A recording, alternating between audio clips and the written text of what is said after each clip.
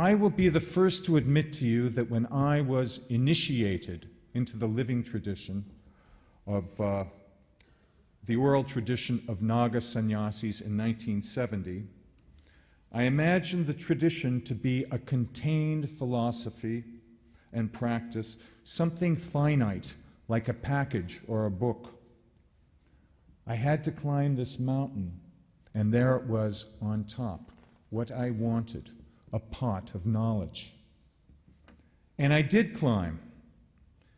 But when I arrived in that place that I had imagined as the top, I discovered that this was only the first preparatory climb, the rambling foothills of a great mountain range whose true peaks remained shrouded in mist. Suddenly, the glorious majesty would reveal itself for just a moment and then back to obscurity.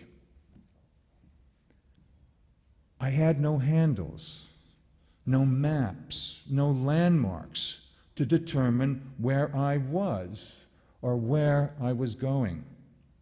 The only of my mentors who spoke English died within 2 years of my initiation into the ancient order. My first several years were focused on the rules and customs of the new extraordinary world that I had somehow found myself.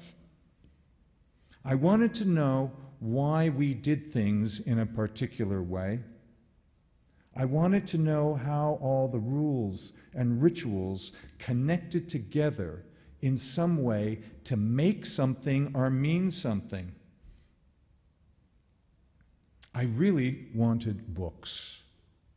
I wanted to read about what I was immersed in. But there were no books, as there were no classes, and there were no examinations. I had to find the authority for knowledge in the voices of the tradition itself. My first secret sacred knowledge was that of removing grease from pots and pans with cold water and sacred ashes, vibhuti. It was a knowledge I mastered very quickly, but went on to practice for many years. The mantras, practices, and other forms of respecting nature were not so easy. I didn't know what the mantras meant, but did my best to mimic what I heard. I vainly attempted to construct the world of Naga yogis in my imagination, but I found that my castles crumbled with each new insight that I stumbled over. Obscurity is the agent's biggest problem.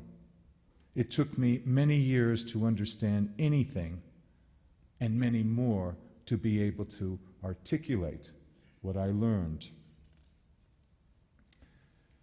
Becoming a Baba starts out as an exercise in copying and mimicking, preparing the soil for a great spirit to enter. Many great spirits live in the world of Babas, some benign, some horrific. Some spirits pass through whole lineages of yogis, while some might possess individuals. And in some passes the spirit of Guru Dattatreya himself. The Akhara of Dattatreya, located in Ujjain, central India, is one of the monastic homes of the spirit of Dattatreya for many thousands of years. His spirit passes into the body of the spiritual leader of the Akhara, who was called the Pir. Once a Baba is made Pir, he never leaves the Akhara, and even his body is buried there when he dies.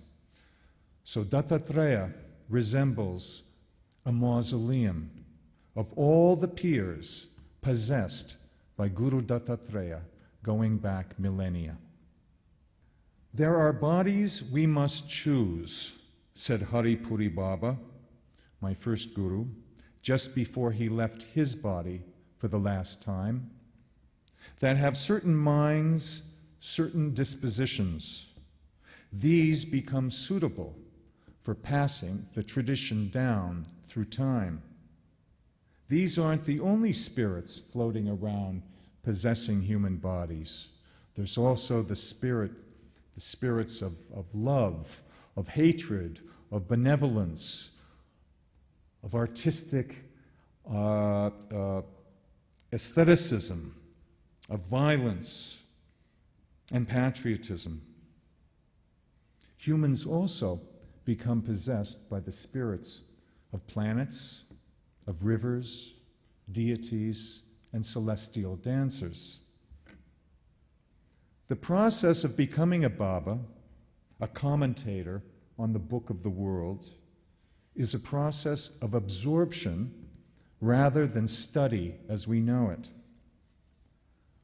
There's a lot of information, there's a lot of illusion and falsehood in the world. We search for authority. The tradition provides the handles, the playing field, and the rules of the extraordinary world. The guru is the mark of authority.